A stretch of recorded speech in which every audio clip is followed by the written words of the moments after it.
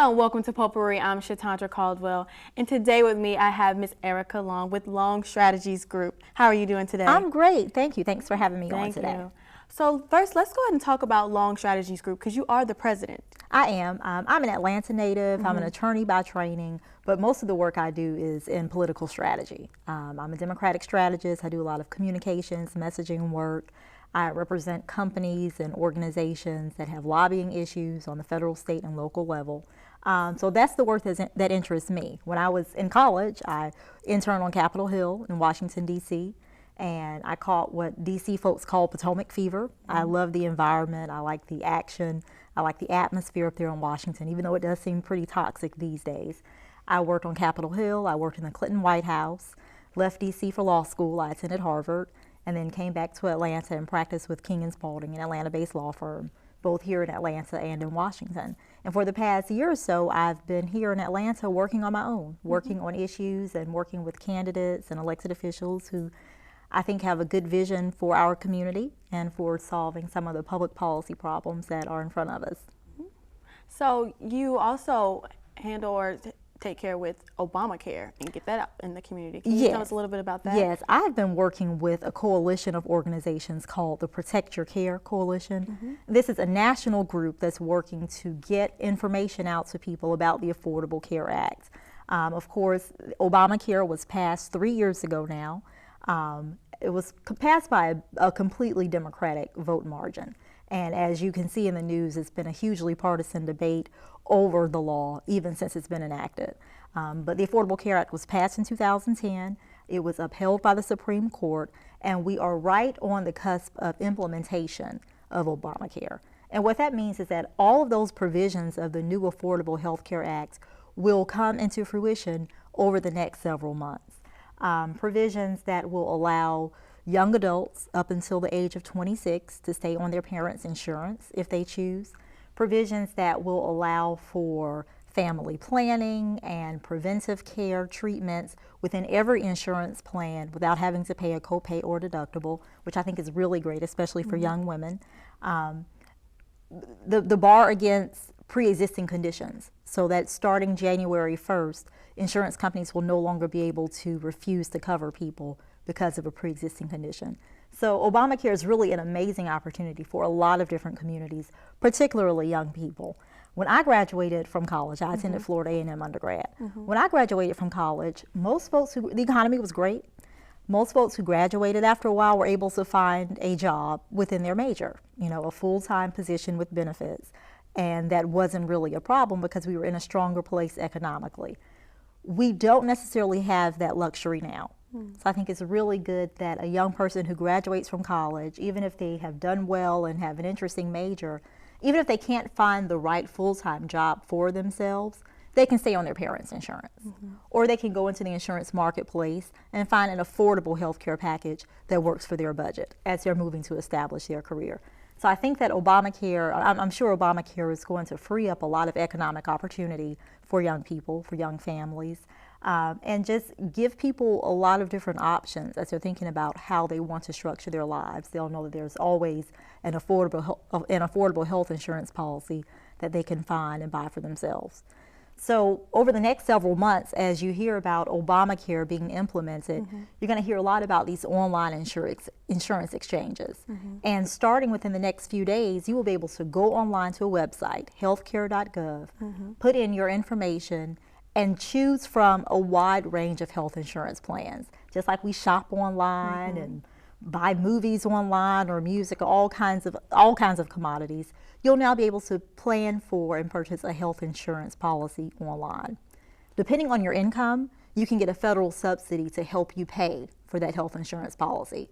So the federal government will send a portion of the insurance money directly to your insurance company, and then you'll pay a portion of it monthly.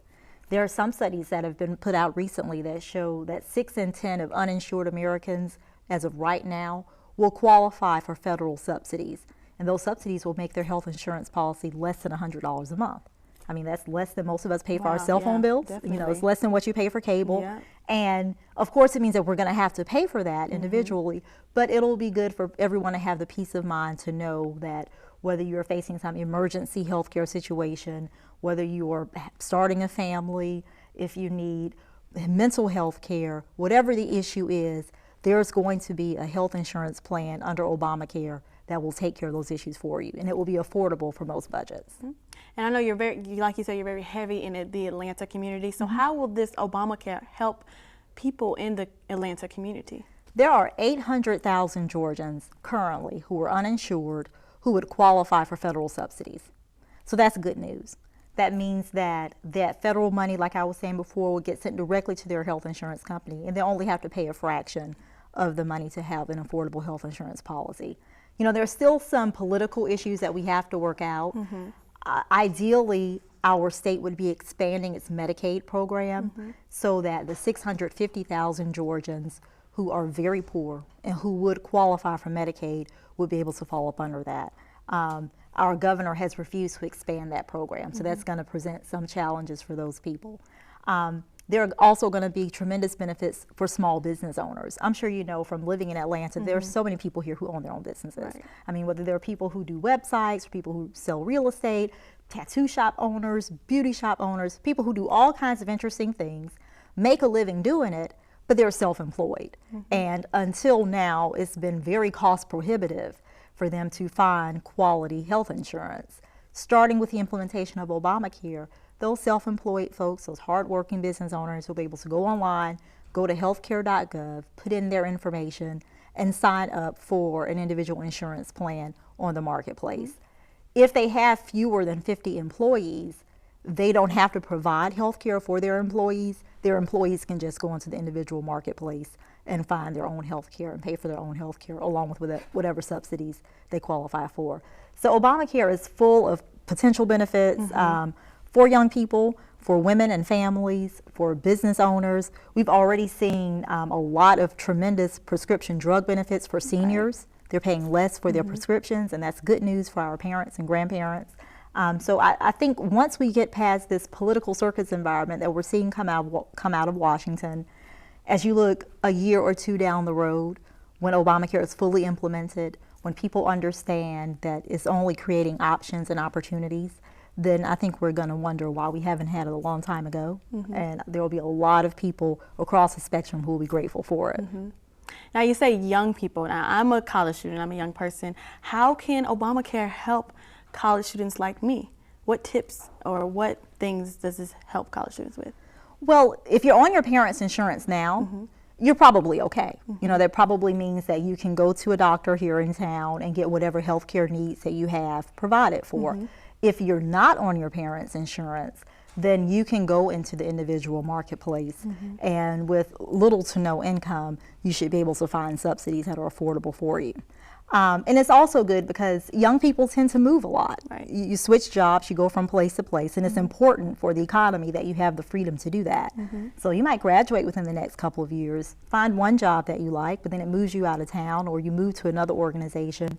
You don't have to worry as much now about getting that employer-based health care coverage, because you will always be able to compare whatever your employer is offering with what is out there on the marketplace. Just like we buy our car insurance on an individual marketplace, comparing State Farm to Geico to Allstate, you'll have the opportunity to do that now. In fact, here in Georgia, there will be a total of about 70 individual insurance plans that people and families will have to choose from. So you will be able to choose from a range of insurance policies and figure out what fits your budget. And each one of those plans has to include 10 basic items, and that they can't be limited by the insurance companies. Like I was saying before, they have to include the preventive care, which is really important for young people. You hear a lot of talk about young invincibles, folks like you all who are young and healthy and vibrant. You haven't had any health problems, and that's wonderful, but life isn't always like that. You still need to carry insurance. One, because you never know what's going to happen, and two, economically, having a lot of young, healthy people paying into the system will allow for the system to cover some of those older people who may have been going without health insurance for a while, probably know that they have some health problems going on. Now the money will be in there to provide for their care. So we're asking you young folks to go ahead and sign up and shoulder some of the burden for generations that are older than you. And when we come back, we'll talk more about the Obamacare right after these messages.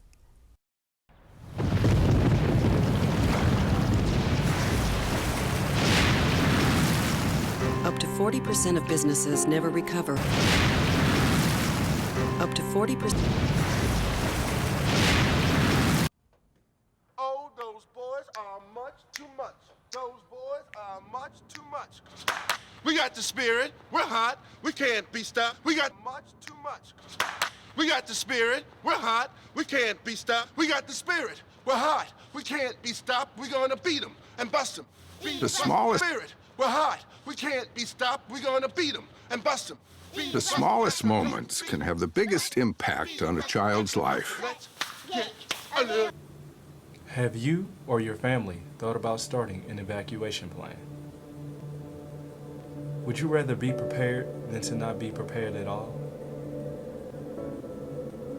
By joining FEMA's National Preparedness Month, you'll learn the simple steps to prepare for emergencies. From storing your most valuable supplies in waterproof containers to having an alternative getaway route.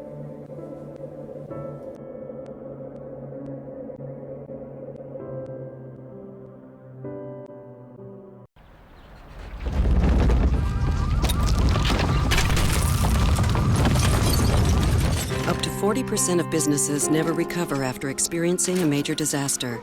Make a plan at ready.gov/business.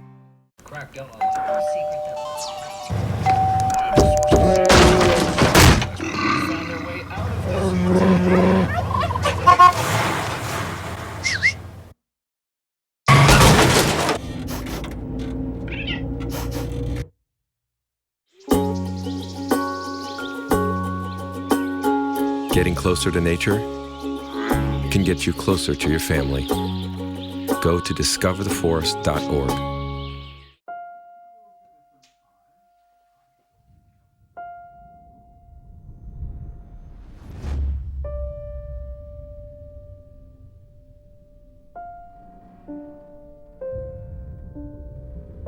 What if a disaster strikes without warning? What if life as you know it has completely turned on its head?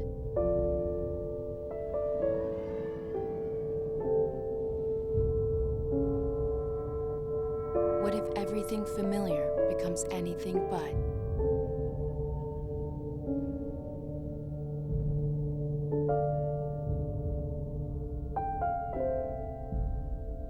Before a disaster turns your family's world upside down, it's up to you to be ready. Get a kit, make a plan, be informed today. Learn how at ready.gov.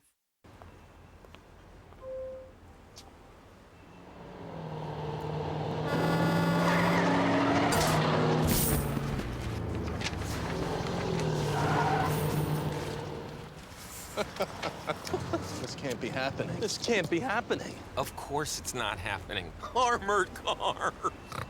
Listen, having money isn't about luck. Make your own coffee, save $1,000 a year. Feed me. Feed the pig. Hello and welcome back to Potpourri. I'm still here with Miss Erica Long. How are you? I'm great, thank you. Great. So we talked in the last segment a lot about the benefits of Obamacare, but let's talk about the misconceptions. What do you think is the biggest misconception of Obamacare? I think there are probably two strains of thought out there that show a lack of awareness from so many people about what Obamacare will mean for them. One is the idea that's been put out by some of the president's political opponents that health insurance plans are going to be so expensive up under Obamacare, or that people are going to pay more for their coverage than they currently do. And that's absolutely not the case. And there have been study after study done from nonpartisan, non-politically affiliated organizations that show that healthcare premiums under Obamacare will be a lot cheaper than what has been thrown about in the popular media. And that's why it's even that much more important for people to dig into the information themselves, go to healthcare.gov, and really sit down and figure out what their options are going to be for their income level and where they are. I think on the flip side, though, another misconception is that starting October 1st, Obamacare is going to mean free healthcare for everyone. This is not a single payer system. If it was single payer universal health care, that would mean that every American person by virtue of being born and alive, would automatically be enrolled in one health insurance plan. We don't have that. There will have to be an individual contribution and commitment made by each of us. And of course, if you have very little income, it's even difficult to find $25 or $50 or $100 a month to pay towards anything else. But this is going to bring about a cultural change. Health insurance is something that you have to have. The Obamacare law includes an individual mandate, which means if you don't have health insurance by next April 15th, when we all file our taxes, there will be a penalty for that. Of course, that's a big change. That's not how we are operating now, but it makes sense when you think about it. You know, if a person is in a car accident, they immediately go to the emergency room. They're taken to the emergency room. And the paramedics don't stop and say, oh, well, how are you going to pay for it first? We treat our sick and our injured. That's the humane thing to do. But if it's expensive if the person is not insured and if that care is uncompensated. That means that the doctors don't get paid, the hospitals don't get paid, the drug companies don't get paid. So there's going to be an individual responsibility for each of us to individually make a payment towards our health insurance plan. But thankfully, there are resources in place, there are the federal subsidies and everything that will make that health care affordable for all kinds of families. Now, how do you think this will affect the upper class? Well, if you have insurance and you're happy with your insurance, nothing has to change. And this probably falls under another one of those misconceptions. There's no one who's going to come in and tell you that you can't use the insurance that you get through your employer. I think there will actually be some benefits that are not discussed as much. You know, I'm a lawyer by training. I've worked at a large law firm. I've practiced in-house for a large insurance company. And there are so many people who are in the workforce now who are nearing retirement, who might want to retire. People, you know, my parents' age, in their late 50s, early 60s, are starting to think along those lines. And the Affordable Care Act, Obamacare, will actually free up a lot of those folks to retire.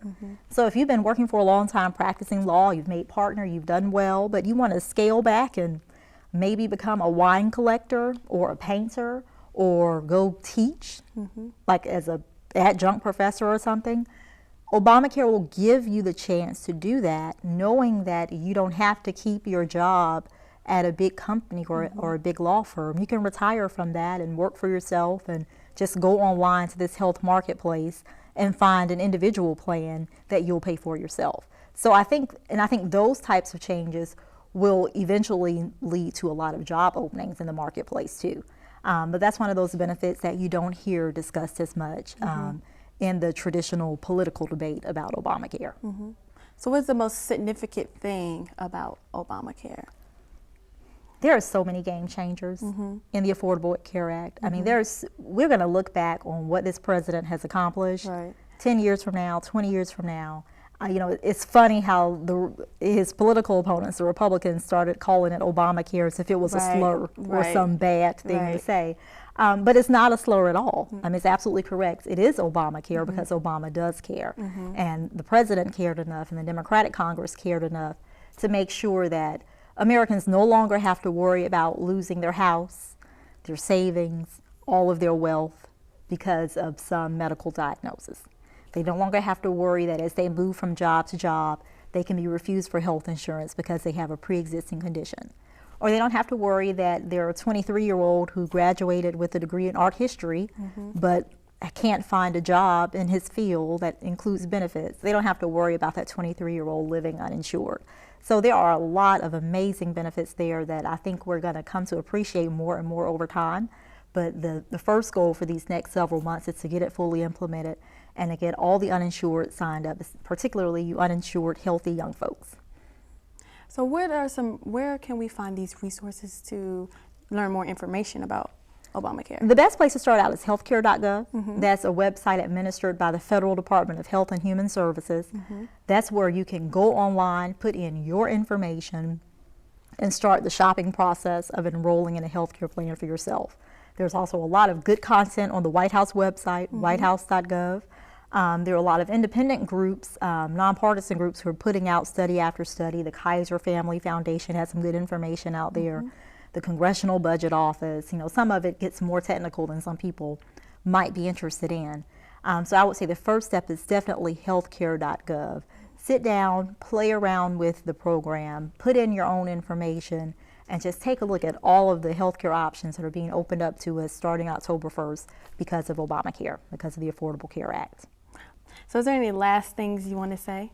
You know, I would just tell people, whether it's Obamacare, the Affordable Care Act, or whatever issues you hear about on the news, decide how you want to be a consumer of information. I mean, this is great what you all do here. And I would just encourage all of your viewers to think critically about information that's presented to you. What's really good about the era that you all are living in now, that you've grown up in, there's so much out there that you can figure out for yourself and sort of do your own investigations and see beyond the headlines in terms of news that you hear, and really dig down into what the person is saying and why it's important to you and your community. Well, thank you so much, Ms. Erica. Thank you for talking about Obamacare and giving us as much information as you could and just informing us. This has been great. Thank you for having me. Thank you. And join us next time on Potpourri. I'm Shatandra Caldwell.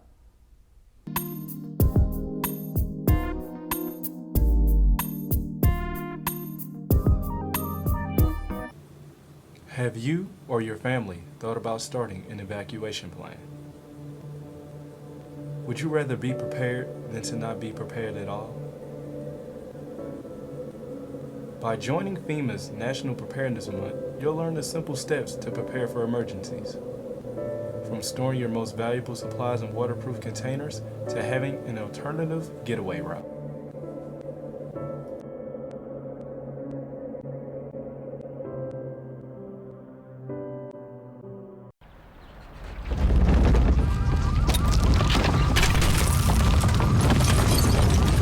Up to 40% of businesses never recover after experiencing a major disaster.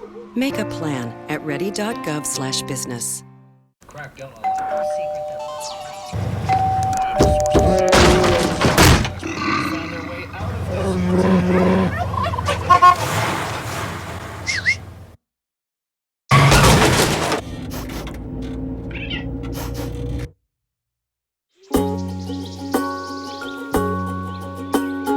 Getting closer to nature can get you closer to your family. Go to discovertheforest.org.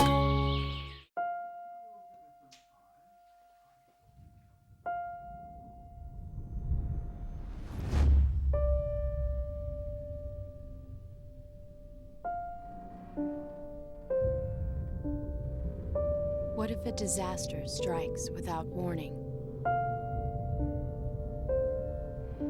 What if life as you know it has completely turned on its head?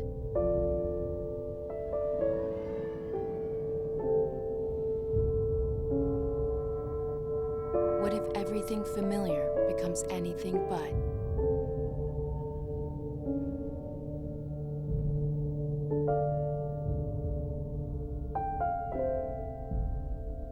Before a disaster turns your family's world upside down, it's up to you to be ready. Get a kit, make a plan, be informed today. Learn how at ready.gov.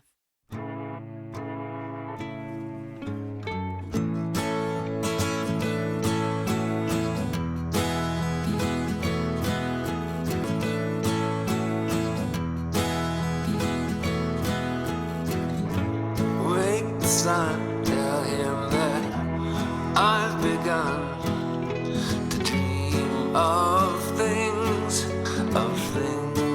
to come, and tell the trees not to look for me.